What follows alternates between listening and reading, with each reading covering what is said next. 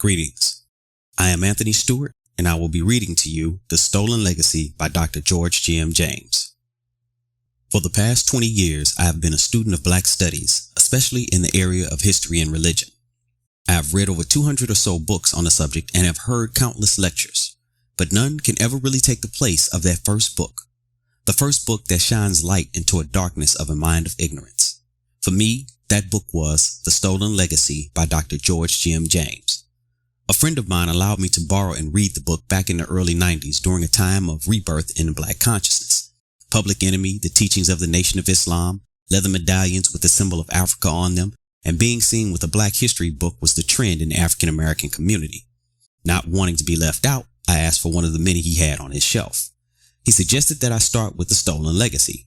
I asked him why that book, and he said, when you don't know anything, any place is a good place to start. So I started, and I became hooked on the book's implication that all that I had thought to have been created by Europeans in the way of mathematics, arts and sciences, civics, theology, and more were actually created by Black Africans. Black people had created that which is the foundation of modern society. This was not the ravings of just an angry Black man trying to claim some type of glory from another just to boost his ego. Dr. George G.M. James had earned a Bachelor of Arts, Bachelor of Theology, and Master of Arts degrees from Durham University in England. He conducted research at London University and did postgraduate work at Columbia University, where he read for his PhD. Dr. James earned a teaching certificate in the state of New York to teach mathematics, Latin, and Greek. Dr. James later served as professor of logic and Greek at Livingston College in Salisbury, North Carolina for 2 years, and eventually taught at the University of Arkansas, Pine Bluff. I would go on to absorb this book and materials which related to it, including a book titled Not Out of Africa, which was written 40 years after his book attempting to discredit the work in The Stolen Legacy. Though it received a great deal of praise in the white community, the only thing it succeeded in doing was proving Dr. James may have made some historical errors, but it did little to devalue the point that all the fame and glory given to the Greek philosophers Socrates, Plato, Pythagoras, Aristotle, and many more was misplaced, considering that what they had taught had already existed for thousands of years in Africa, that each of these so-called philosophers had studied in Africa early on, then returned home to begin teaching what their people saw as foreign, so foreign that each major philosopher, including Aristotle, had to flee from their own lands for what they taught. Also, that the many conquerors that had taken over Egypt in particular for centuries to follow would consistently loot the temples and royal libraries and even kidnap the priests and scholars to extract their knowledge for their country's own growth. But I digress. I have converted this timeless classic into an audio format for your convenience, but also for the fact that Black people in America need to know what our ancestors have done. We must come to understand the depths of our heritage so that we can remove the dross of inferiority cultivated in us by a society which has usurped our rightful position. We must reclaim our stolen legacy. The aims of the book. The aim of the book is to establish better race relations in the world by revealing a fundamental truth concerning the contribution of the African continent to civilization. It must be borne in mind that the first lesson in the humanities is to make a people aware of their contributions to civilization. And the second lesson is to teach them about other civilizations. By this dissemination of the truth about the civilization of individual peoples, a better understanding among them and a proper appraisal of each other should follow. This notion is based upon the notion of the great master mind. Ye shall know the truth, and the truth shall make you free. Consequently, the book is an attempt to show that the true authors of Greek philosophy were not the Greeks, but the people of North Africa, commonly called the Egyptians. And the praise and honor falsely given to the Greeks for centuries belonged to the people of North Africa, and therefore to the African continent. Consequently, this theft of the African legacy by the Greeks led to the erroneous world opinion that the African continent has made no contribution to civilization, and that its people are naturally backward. This is the misrepresentation that has become the basis of race prejudice, which has affected all people of color. For centuries, the world has been misled about the original source of the arts and sciences. For centuries, Socrates, Plato, and Aristotle have been falsely idolized as models of intellectual greatness. And for centuries, the African continent has been called the Dark Continent, because Europe coveted the honor of transmitting to the world the arts and sciences. I am happy to be able to bring this information to the attention of the world, so that on one hand, all races and creeds might know the truth and free themselves from those prejudices which have corrupted human relations, and on the other hand, that the people of African origin might be emancipated from their serfdom of inferiority complex and enter upon a new era of freedom in which they would feel like free men with full human rights and privileges. The Stolen Legacy. Introduction. Characteristics of Greek philosophy. The term Greek philosophy, to begin with, is a misnomer, for there is no such philosophy in existence. The ancient Egyptians had developed a very complex religious system called the Mysteries, which was also the first system of salvation.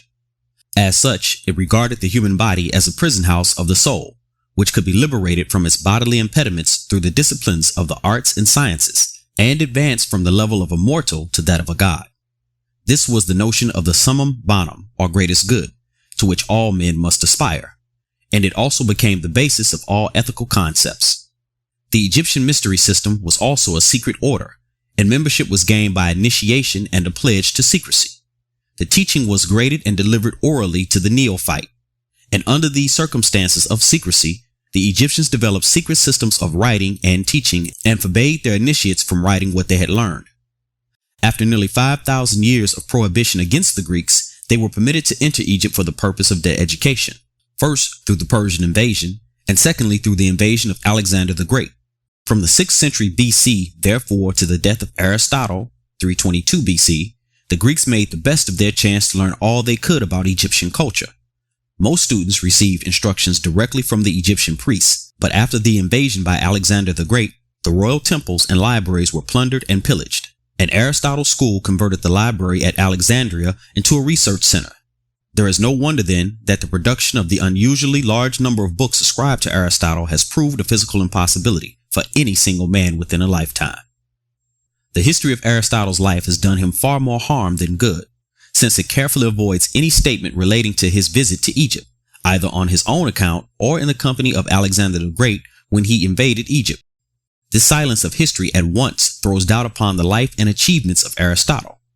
He is said to have spent 20 years under the tutorship of Plato, who is regarded as a philosopher. Yet he graduated as the greatest of scientists of antiquity. Two questions might be asked. A. How could Plato teach Aristotle, which he himself did not know? B. Why should Aristotle spend 20 years under a teacher from whom he could learn nothing? This bit of history sounds incredible. Again, in order to avoid suspicion over the extraordinary number of books ascribed to Aristotle, history tells us that Alexander the Great gave him a large sum of money to get the books. Here again, the history sounds incredible, and three statements must here be made. A. In order to purchase books on science, they must have been in circulation so as to enable Aristotle to secure them. B. If the books were in circulation before Aristotle purchased them, and since he is not supposed to have visited Egypt at all, then the books in question must have been circulated among Greek philosophers. C.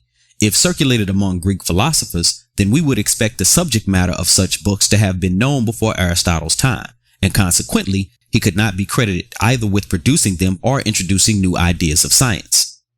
Another point of considerable interest to be accounted for was the attitude of the Athenian government towards this so-called Greek philosophy, which it regarded as foreign in origin and treated it accordingly. Only a brief study of history is necessary to show that Greek philosophers were undesirable citizens who, throughout the period of their investigations, were victims of relentless persecution at the hands of the Athenian government.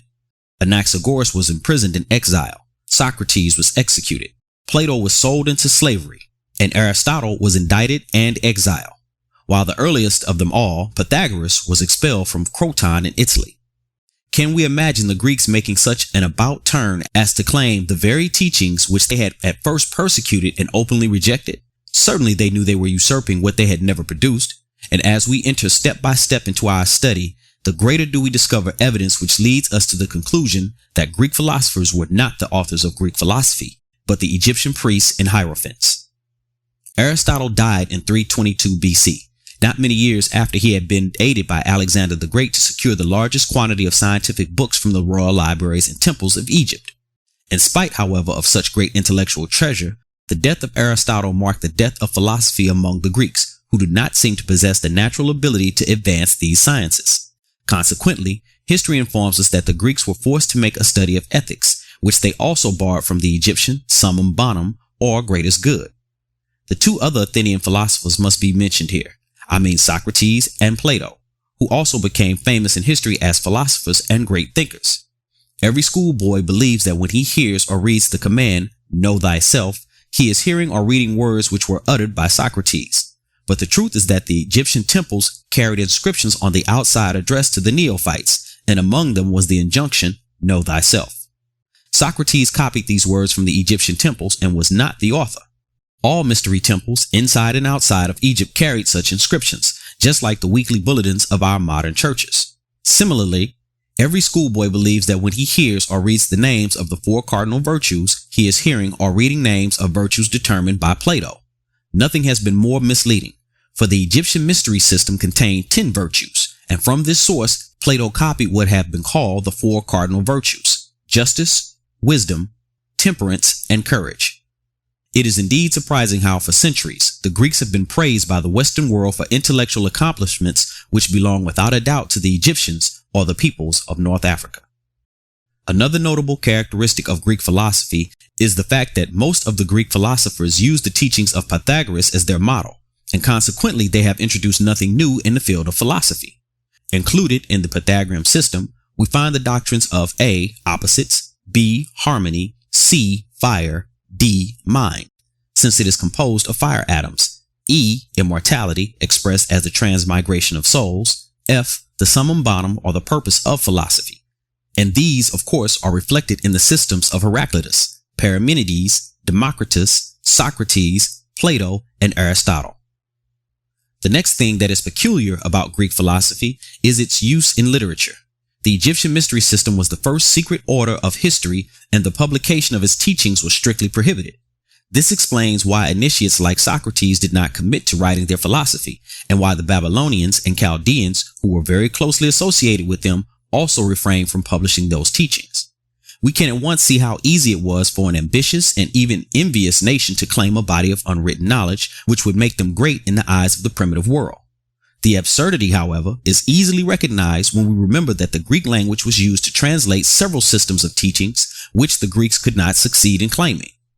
Such were the translation of Hebrew scriptures into Greek, called the Septuagint, and the translation of the Christian Gospels, Acts, and the Epistles into Greek, still called the Greek New Testament.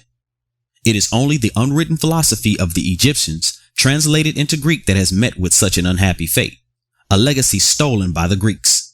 On account of reasons already given, I have been compelled to handle the subject matter of this book in a way it has been handled, namely, A, with the frequency of repetition, because it is the method of Greek philosophy to use a common principle to explain several different doctrines, and B, the quotation and analysis of doctrines, because it is the object of this book to establish the Egyptian origin, and this cannot be so satisfactorily done if the doctrines are not presented. Greek philosophy is somewhat of a drama, whose chief actors were Alexander the Great, Aristotle, and his successors in the Peripatetic school, and the Roman Emperor Justinian. Alexander invaded Egypt and captured the royal library at Alexandria and plundered it. Aristotle made a library of his own with plundered books, while his school occupied the building and used it as a research center. Finally, Justinian, the Roman emperor, abolished the temples and schools of philosophy, i.e., another name for the Egyptian mysteries, which the Greeks claimed as their product, and on account of which they have been falsely praised and honored for centuries by the world, as its greatest philosophers and thinkers. This contribution to civilization was really and truly made by the Egyptians and the African continent, but not by the Greeks or the European continent. We sometimes wonder why the people of African descent find themselves in such social plight as they do, but the answer is plain enough. Had it not been for this drama of Greek philosophy and its actors, the African continent would have had a different reputation, and would have enjoyed a status of respect among the nations of the world. This unfortunate position in the African continent and its peoples appears to be the result of misrepresentation upon which the structure of race prejudice has been built, i.e. the historical world opinion that the African continent is backward, that its people are backward, and that their civilization is also backward. Finally, the dishonesty in the movement of the publication of a Greek philosophy becomes very glaring when we refer to the fact purposely that by calling the theorem of the square on the hypotenuse the Pythagorean theorem, it has concealed the truth for centuries from the world, who ought to know that the Egyptians taught Pythagoras and the Greeks what mathematics they knew. I want to mention here that among the many books which I found helpful in my present work are The Intellectual Adventure of Man and The Egyptian Religion by Professor Henri Frankfurt and The Mediterranean World in Ancient Times by Professor Eva Sanford. George Jim James.